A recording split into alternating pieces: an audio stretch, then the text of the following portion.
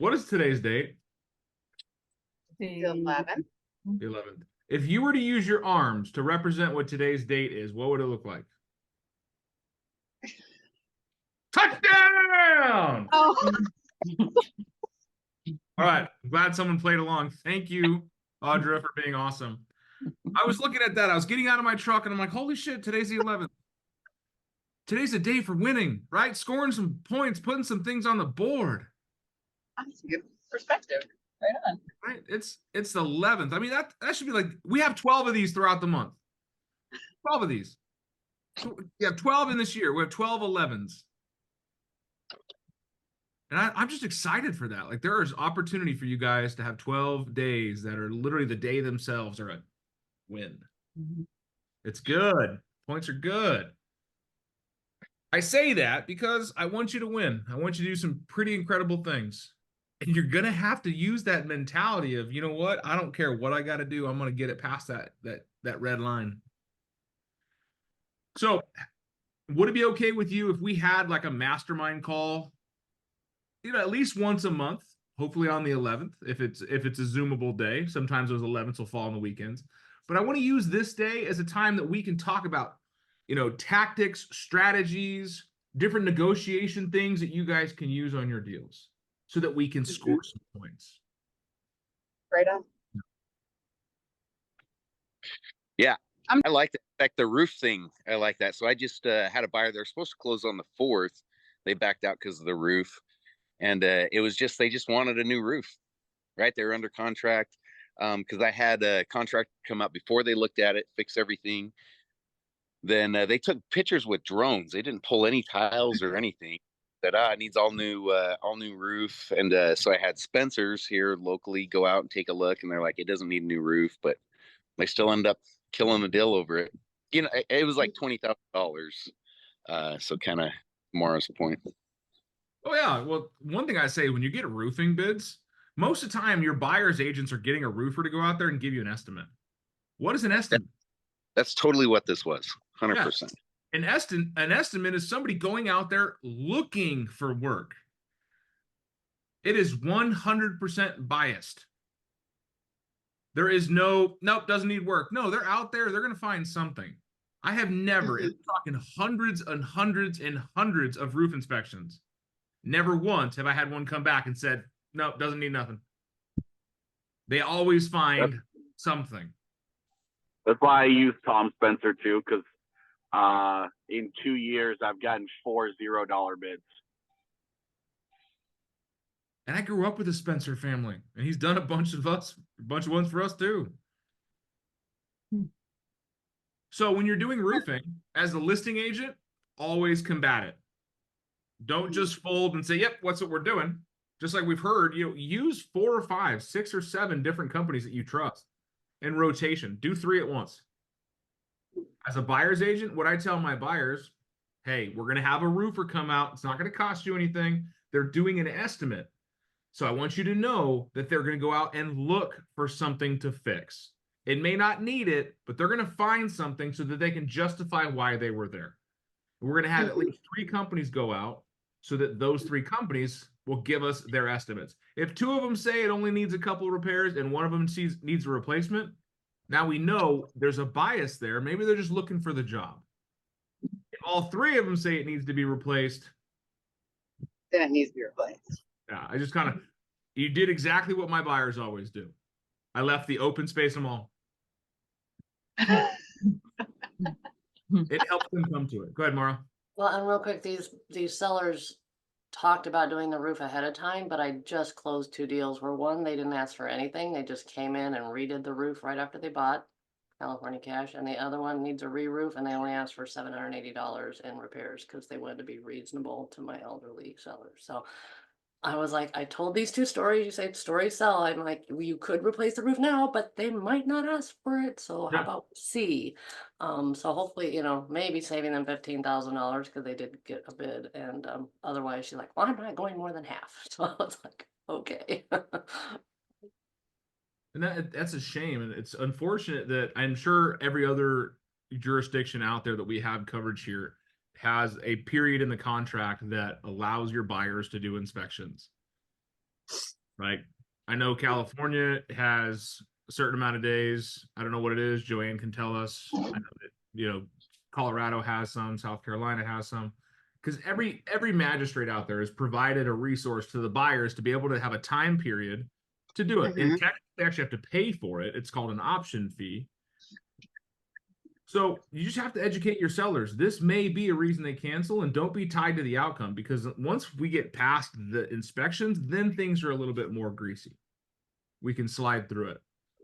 Provided that you are on top of things. Like we had a deal, a buyer of mine right around Thanksgiving put an offer on a house that the roof was spongy. I had 4 different companies go out there, and 2 of them said needs a new roof. 2 of them said just needs to be repaired. And like I saw this little inspector who was probably a featherweight more than 90 pounds was up there on the roof, and you could see the roof sagging as she was walking across it. Well, that's indicating one of 2 things. One, it has soggy, old, rotten plywood, or 2, they used the wrong size plywood. Both situations, in my experience, cause a need for replacement. The inspector plus 2 roofing companies. Now I have 3 out of 5 saying it needs to be replaced. Well, the listing agent came in and she's like, well, this company said it just needs to be repaired, and this company just needs it repaired. I'm like, yeah, but the inspector and 2 other companies that I trust say that it needs to be replaced. Well, she brought in another roofing company that she was friends with, and just they're like, oh, it just needs to be a little bit of repair. I'm like, okay, that's fine. My buyer is okay with that. But it came down to the AC system, the HVAC, which was a 25-year-old system.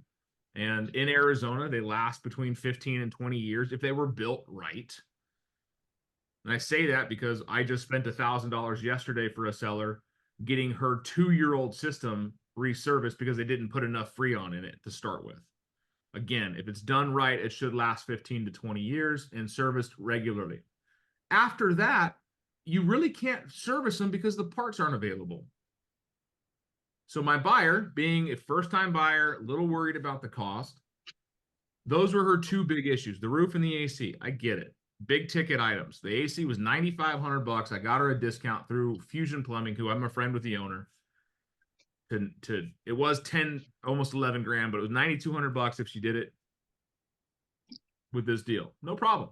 Gave her the bid. Had 3 other AC companies come out there. Every one of them said, over service life, here's the expectation, 10 grand, 13 grand. So give it all to the seller's agent. The seller's agent calls another plumbing company out there, and they said, well, the AC's working just fine. I was like, yeah, it's working fine now in November when it's not hot outside. And this listing agent just kept, nope, we're not going to do it. We're not going to fix it. We're not going to do it. And I guarantee she didn't even talk to the seller at all. And that house is under contract right now. And I am watching it to see how much of a discount they took on it to get it sold. And I'm guaranteed, I'm like 95% sure that when this deal closes, they will have spent more than $10,000 in repairs or discounted the price more than $10,000. Plus, the seller had to pay 2 more months of mortgage. They the holding company. Yeah, so that's the thing is they don't, oh yeah, we're not going to replace the roof. Okay, that's fine. My seller is, my buyer's okay with it, but the AC is a no pass. If you don't do the AC, she's not buying the house. And on day 9 of a 10-day inspection, my buyer said, well, they're not going to do it. Fine. We're going to cancel. No problem. It's your right to do so. And the seller's agent was very nitpicky and one of those, I've been in this business for 40 years, I know what I'm doing type of people. Well, you definitely know what you're doing right out of this contract. So don't be afraid to tell your clients it's probably the best interest to cancel. Shit happens. So knowing what the outcome could be is part of your negotiations. Like Mara said, she told the 2 stories. Hey, I got a client that needed a roof, but they didn't even ask for it. California cash. Love that. I've got clients that have done the opposite, that have not known they needed anything, and then boom, had to get it done. What are some ways that somebody like a seller could have a large ticket item replaced without having to use cash out of pocket? That's a good question. There you go. Through escrow. Tell me more, Audra. No, I said that's a good question. I Oh, wanted to you said ask that. escrow. It sounded like you said escrow. Well, it is right. It is through escrow. So, and that happens more than people would think out here in Colorado, even because sellers don't have the money to do it through the transaction. So we just escrow 1.5 times that at closing. The vendor invoices, sends the invoice to title, title pays it, and whatever is not used gets back to the seller. Yeah. So even if it's like 30 days after closing, the fact that it's being held in escrow, that it's nobody gets it until the invoice gets done. So When you're working with a reputable company that's done quite a bit of business with real estate agents, you're more than likely going to find someone who is okay billing through escrow. And what that is like we said, you put an invoice with your title company, as long as you got an agreement with buyer and seller. Hey, here's the invoice. It's going to be the work either is going to be completed after closing and paid, which is an escrow holdback, or some companies will do the work before. Like yesterday, we had that $1,100 HVAC update billing through escrow. And then today they're doing $500 worth of roof work on a 2-year-old roof.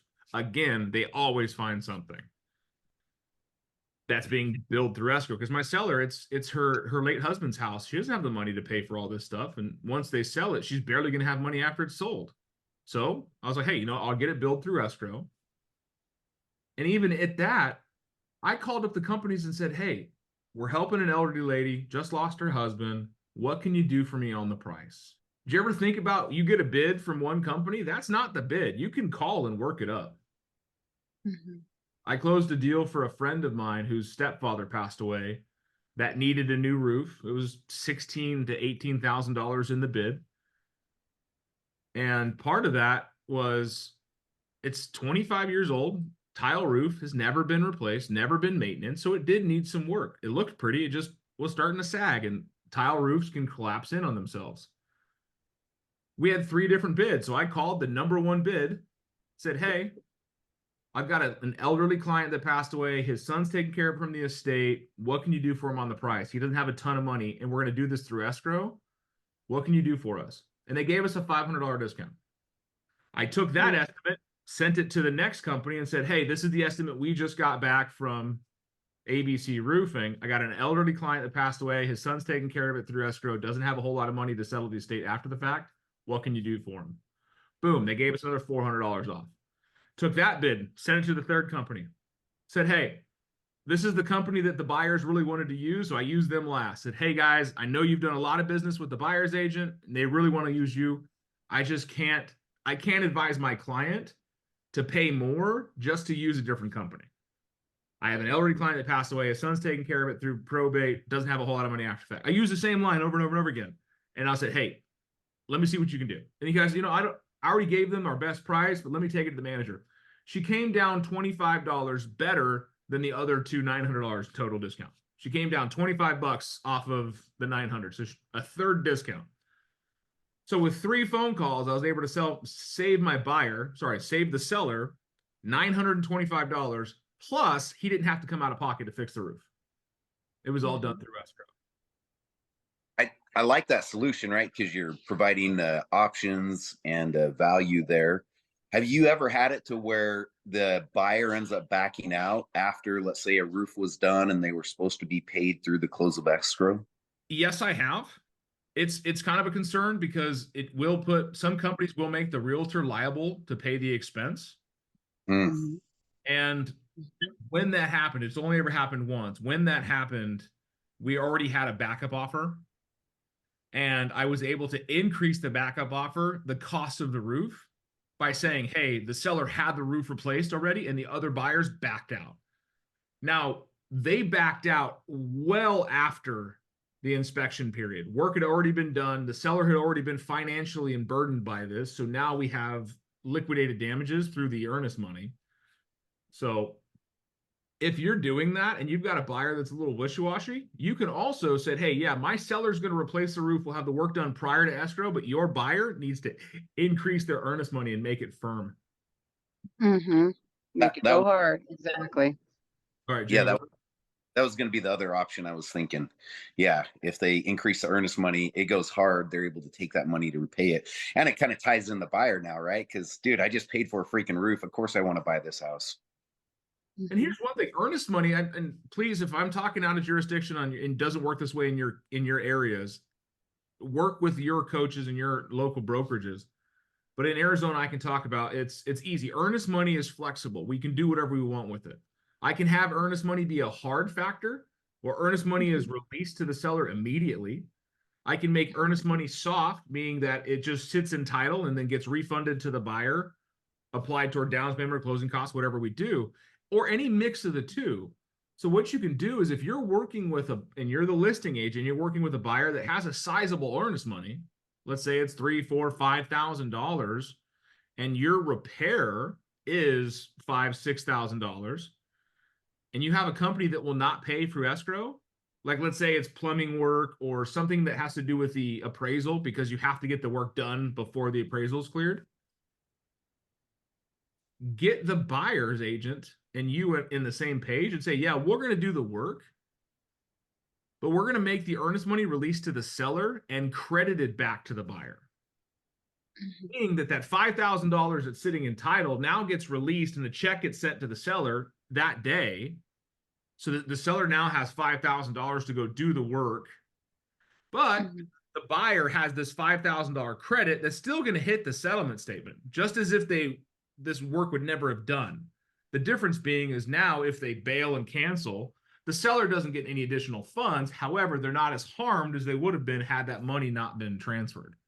I want you to think about how we can solve these situations. Even if if you're the buyer's agent and you've got a big repair and you've got, $2,000 or $3,000 in earnest money, you can even ask your buyer, hey guys, we're going to ask the seller for quite a bit of work. And you're serious about buying this house, right? Right. And then you get their agreement is if anything happens and we don't close on this deal, you might lose your earnest money. So why don't we offer the earnest money to the seller now, have them credit it to you on the settlement statement, which means it's just a wash. It goes from one pocket to the other. That way they'll have the funds to do some of the work before we close. And everything is on the level. So when we close, the work's done. Earnest money's already taken care of. You already have it credited to your closing costs, whatever it was. Boom. Now you're dangling a carrot. Hey, do this work. Here's a couple $1,000. Please help me do this work. I would say a majority of sellers will do the work if they had the money, or if we showed them how to make it easy, like billing through escrow. Like I picked up a listing that way many, many years ago. I was selling a house, got it listed, went to the neighbor's house. I was door knocking saying, hey, I just listed the house next door. I'm having a roofer come out to inspect this roof. I noticed you had some blown off tiles. Would you like me to have them stop by your house too? And that's all I said. And the guy goes, oh, no, we're going to sell our house. It had a lockbox, but no sign. Like it was weird. He's like, yeah, we're selling our house, but we're not on the market till we get the roof replaced. I was like, oh, so you're waiting to get your roof replaced before you list it. I was like, why wouldn't you just list your house and then you can do the repair when you're under contract and bill it through escrow? He's like, and his eyes got all big and he's all, what? I'm all, yeah, like you could do that. You could have a client put you an offer. And if they want the roof replaced, you don't have to come up with, at the time it was $9,000. It was pre-COVID prices.